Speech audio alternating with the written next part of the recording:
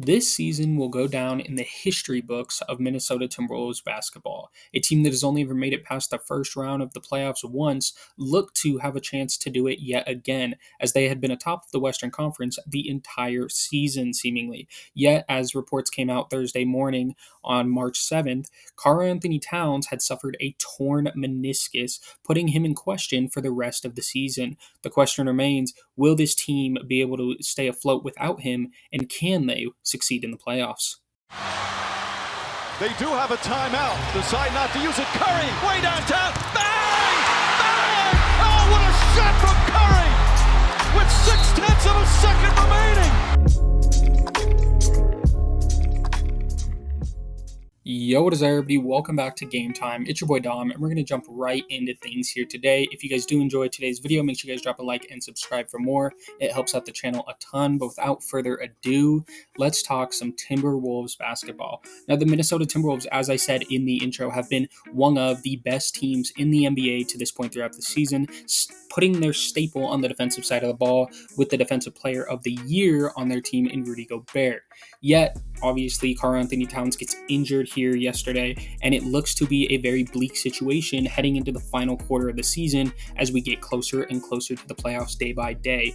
Now, it seems like Anthony Edwards is going to have to step up into a role where obviously he's been the leader for this team. He's been the catalyst to get the team into the playoffs over the last couple of years and even get them up to the 1 seed where they are right now. But I think he's going to have to take his game to another level to put this team not only in a firm position at the top of the conference where other teams are searching behind them to capture that top seed in the conference, but also to just keep them afloat to have home court advantage in the playoffs, because there's a real possibility that this team could slide out of home court advantage as they only sit 4 games ahead of the 4 seed right now, which they would still have home court advantage, and we'll talk about that here more in a minute. But I want to dive into Karl Anthony-Towns and his injury first and foremost, because it's the biggest thing to come out for this team and could potentially change the entire trajectory of this team for not only the rest of this season, but for future years after this.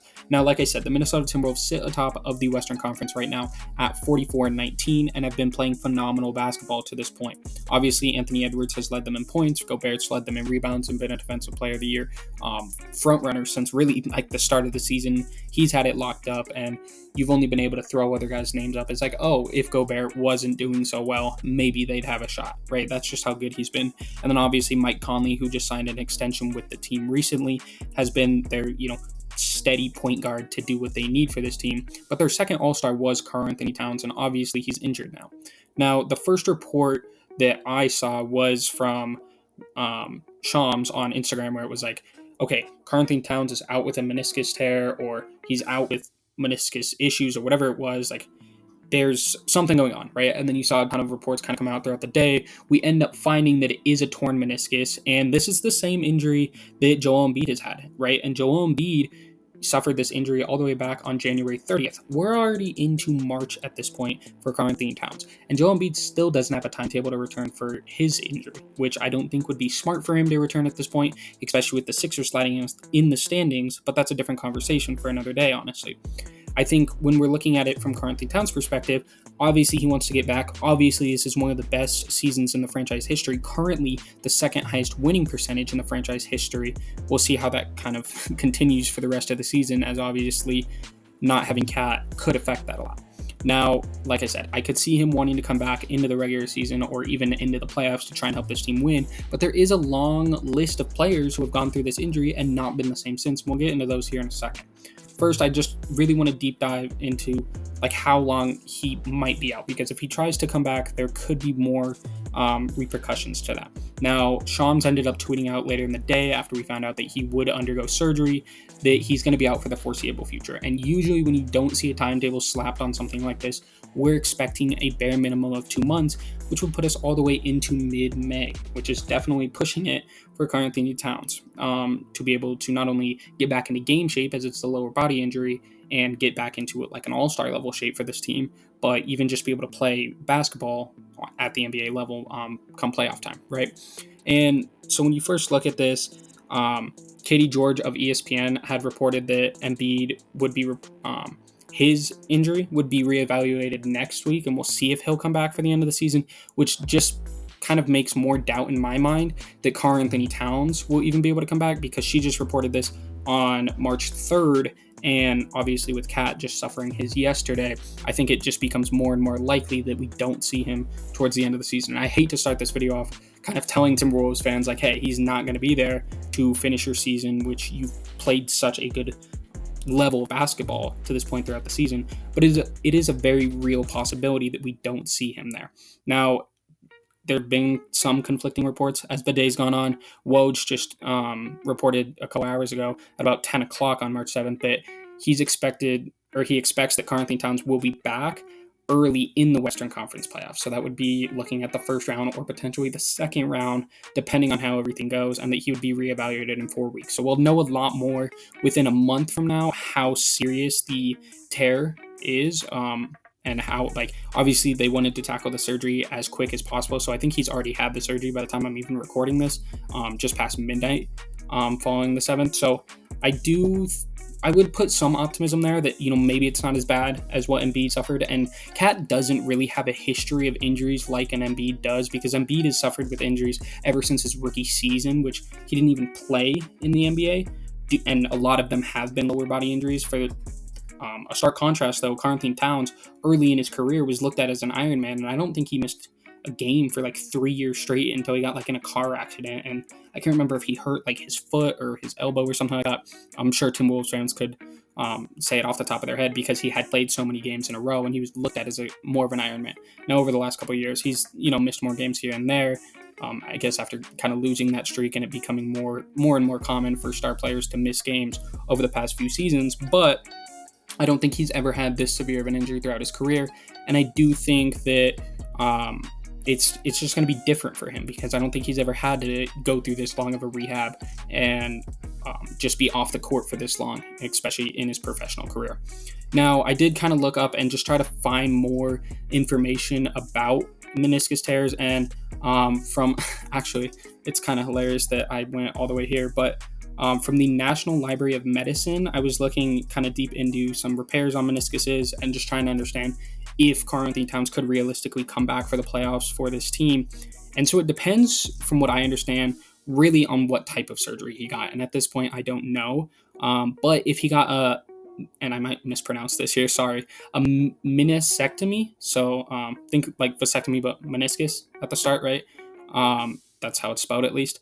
Then he has a higher chance of returning to play, with like over an 80% chance in a study of like 700 professional athletes that he would be able to return to play at a similar level. Now, if he had a meniscal structure repair, which I think is very different, and a different just way of repairing it and surgical procedure, then it's a lot lower chance and about a 50% failure chance that he's able to return off of one surgery and play NBA level basketball or not re-injure it soon after. So those do have higher revision surgery percentages, according to this study. And so it does kind of depend on what surgery he has, and obviously when those reports come out, that'll also kind of indicate a lot. So again, I think within a month we'll know a lot when they do reevaluate, as well as if it is kind of broadcast to the public what type of surgery he underwent, which we may or may not never know. But it is something to note that there is a stark contrast in how you go about repairing the meniscus to like how effective that can be in actually allowing you to play professional sports in the future. As for famous athletes that have torn their meniscus and it kind of changed their career that I alluded to earlier, well, Derrick Rose is a prime example of somebody that has gone through this, and he had to contemplate whether to have it repaired or just have it removed because of the multiple setbacks that he's had.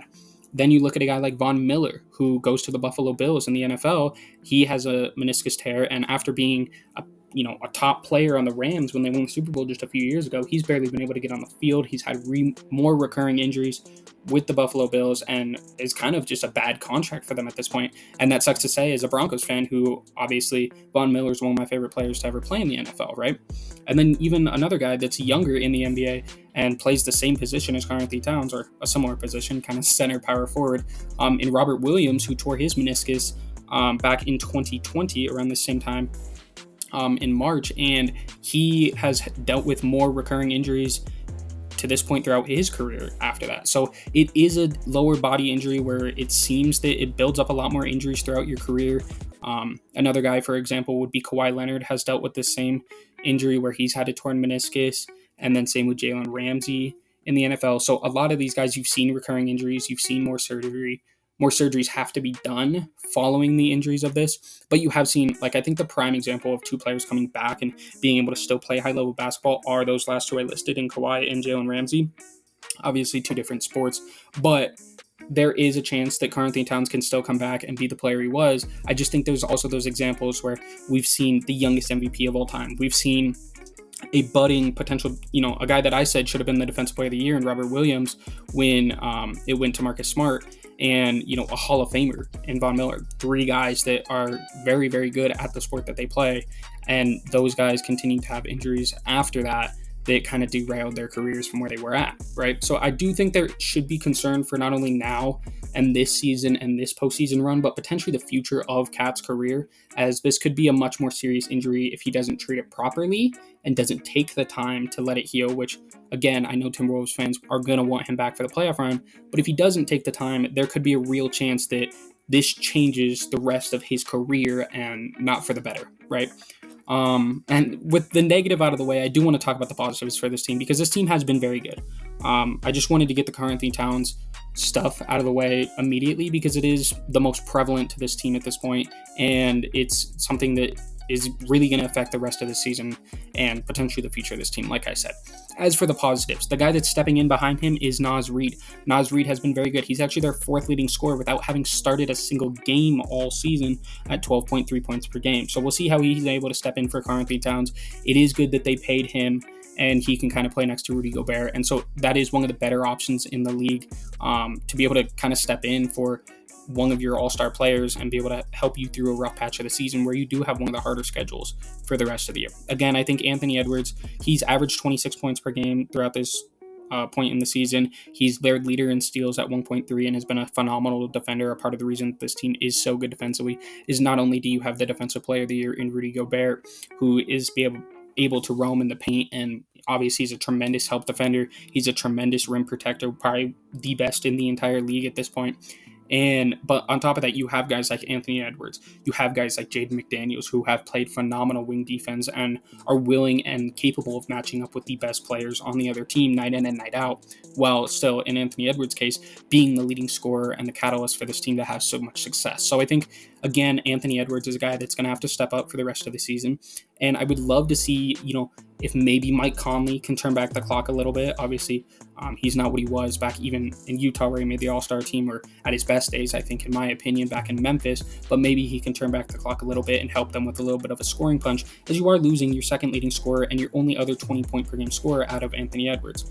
Beyond him, Rudy Gobert, I don't think anybody expects to really take much of an offensive jump. I assume he'll get some more shot attempts around the rim, hopefully some more easy buckets for him. But then again, losing such a floor spacer in Karl Anthony-Towns, who is one of the best three-point shooting bigs, if not the best three-point shooting big in the entire league, will affect that as well.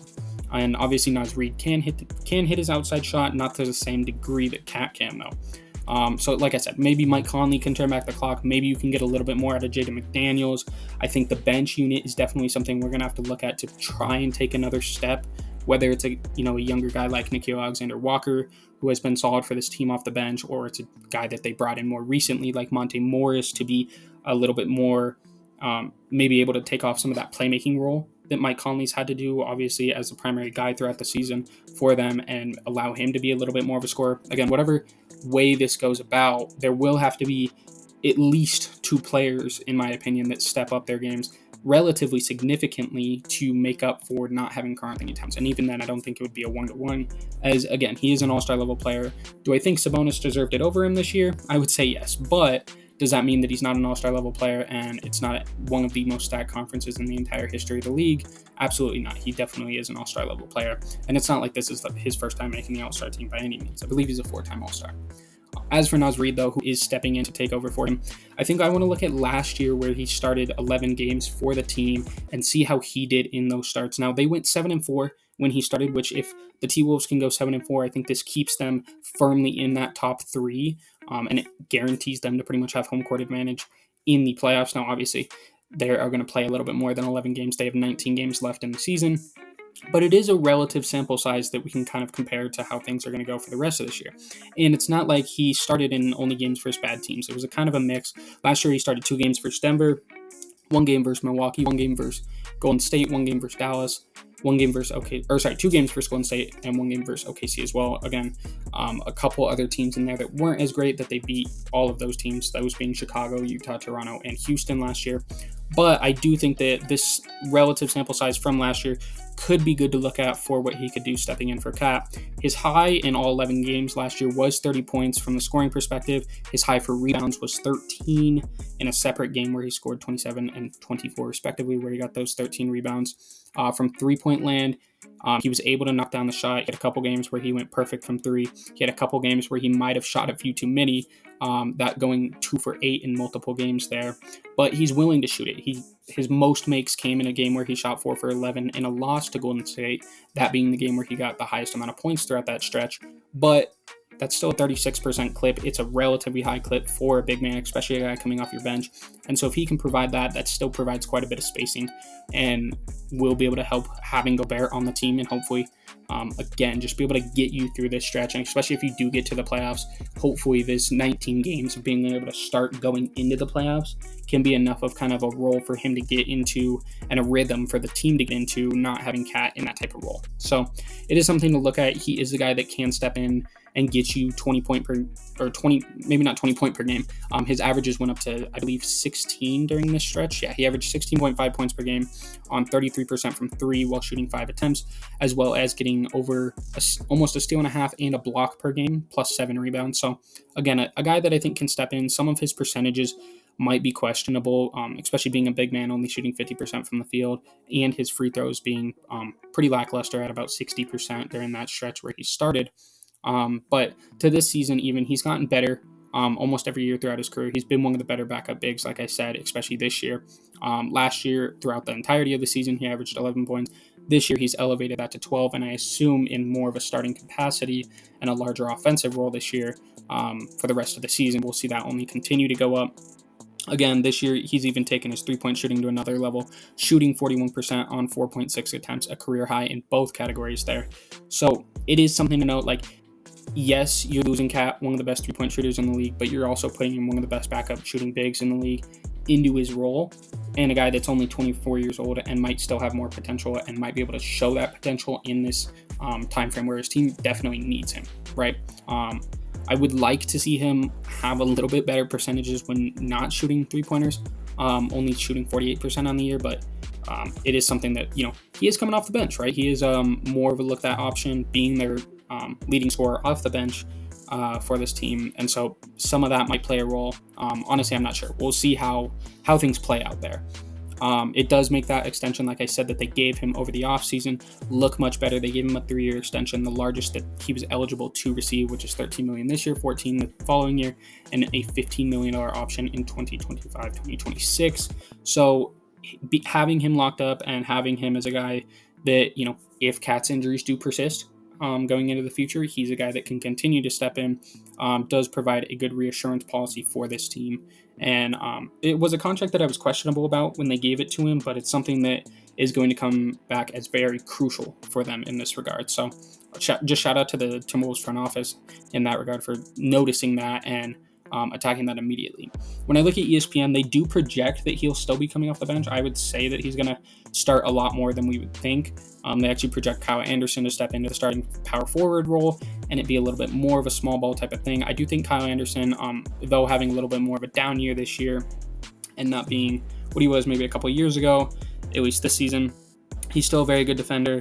We know what slow-mo is. He's made a living in this league doing what he does, which is just being a solid defender, a solid scorer, a guy that plays a little bit off pace. He can make a little bit at the forward position. And so I think whether it's Naz Reed or him stepping in, you do still have a solid player playing in there. And that does help having that level of depth at that position for you. But I do think depth could become an issue as we look further into the season. Again, like I said, you have Monte Morris, you have Nickeil Alexander-Walker, and whether it's Kyle Anderson or Naz Reed coming off the bench there. But beyond that, it becomes a question, okay, who's the next guy? You do have Jordan McLaughlin. He's a little bit undersized. That would be a lot of guards that you would have in your rotation. Wendell Moore is a guy that hasn't really done a ton since coming to the league. Same with Luka Garza. So there might be a little bit of a question of, beyond your 7-ish man rotation or 8-ish man rotation, what you can really accomplish as a bench unit, which might, again, put more pressure on those starters to continue to play more minutes. And it's not like they've been low on minutes, at least for the top two in Anthony Edwards and Gobert, who both average about 34 minutes a game to this point throughout the season. And that I expect to only go up, not having one of their other star players, especially with the strength of schedule that they have, being nearly one of the top 10 most difficult schedules for the rest of the year, as they have to go and play Denver 3 more times. They got to go play the Suns 2 more times, the Lakers 2 more times, even the Warriors another time, the Cavs a couple more times. You got the Clippers in there. So it is a tough schedule as you go towards the rest of the year. And there's not a lot of gimme games because you only have one game against Washington. You only have one game against Detroit. Those are really the only tanking teams that you get to play for the rest of the season. And so, again, like I said, there is a chance that we see this team slide in the standings in which some other teams could capitalize. Now, again, I think they're going to be able to hold their head on the defensive side of the ball with the defensive player of the year in Gobert. And this is really where we see if the Gobert trade pays off, because obviously this year they got it. They figured it out with Cat and Gobert to both be on the floor at the same time. And obviously it's been able to, you can just look at the standings to tell that, right? And obviously last year it wasn't that case. So maybe we can go back to more of what was happening last year, where it's really an Anthony Edwards Gobert 2-man game, in which this was actually more efficient for them last year, having Edwards and Gobert than having Edwards and Karl Anthony-Towns. So again, I think you hang your head on the defensive side of the ball. You try to use some of what you learned worked really, really well between this 2-man game that you could potentially have with those two on the offensive side of the ball, and you try to just stay afloat. I think that's the biggest thing for the Timberwolves for the rest of the year. Stay afloat, keep your home court advantage, especially in the first round, and go from there. If you lose the 1 seed, you lose the 1 seed. There's not much you can do about that. You have one of your best players injured, and it's just an unfortunate situation to be in. But yeah, I don't know. This team, I think, got put in a really tough position at this point, and I'm hoping the best for them. Again, I think Gobert has a potential to really show why he's the defensive player of the year, a 3-time defensive player of the year at this point already throughout his career. He can make it 4 this year, and most likely will make it 4 this year. But this is really going to be a stretch where he makes his money, in which he is getting paid quite a bit of money, that's for sure. Gobert being one of the most high-paid players in the entire league. Part of the reason that his trade to Minnesota was such heavily criticized.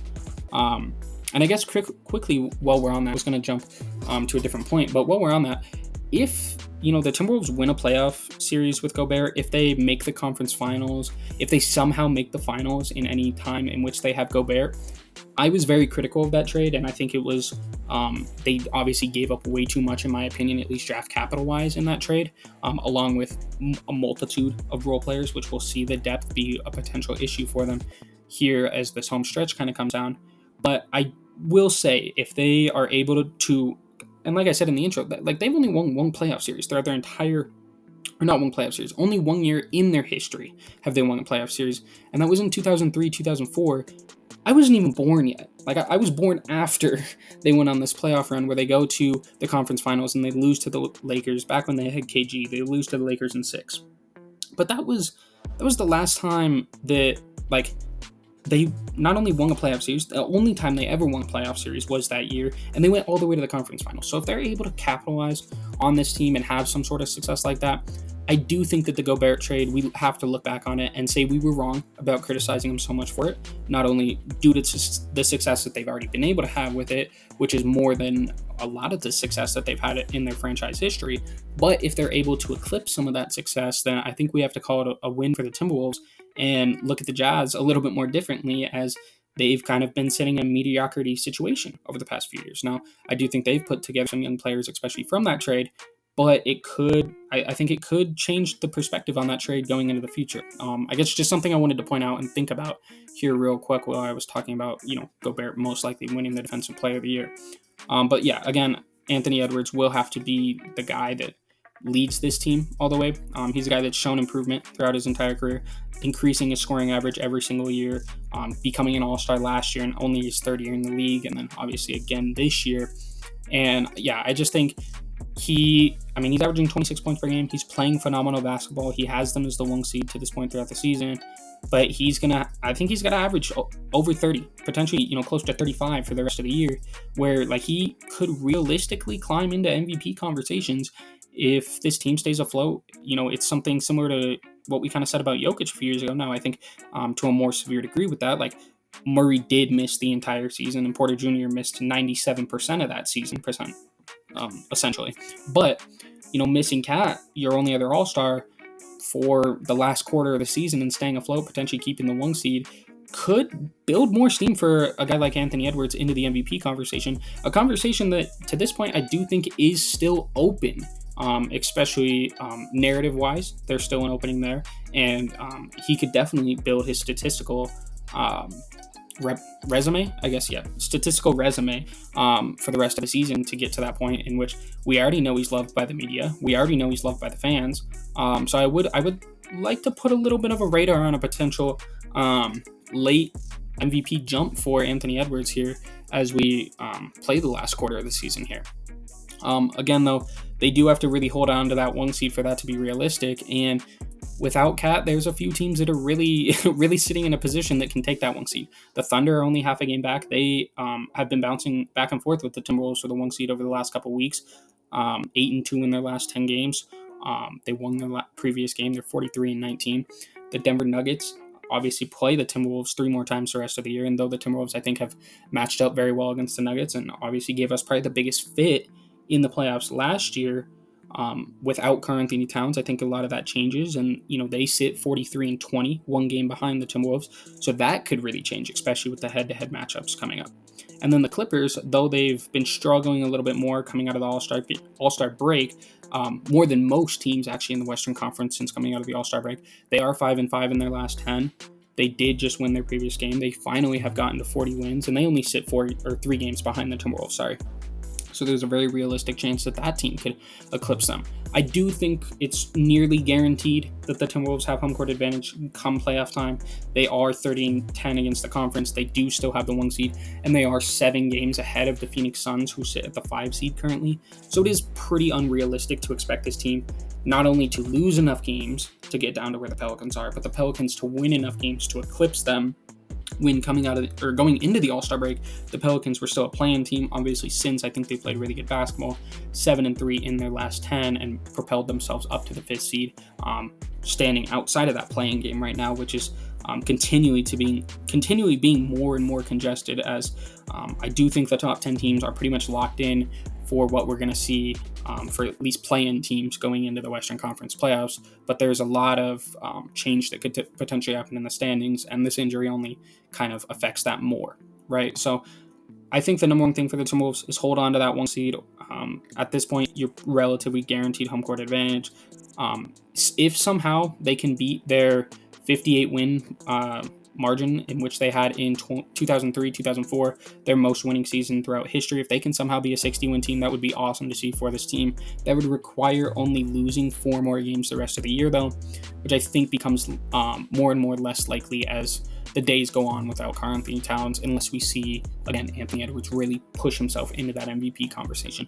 Naz Reed really step in and have just a different level to his game that we weren't expecting to see. So I am wishing the best for Timberwolves fans, and it is one of the most unfortunate things in the game of basketball to see not only Karl Anthony-Towns, but so many other players around the league go down with injuries.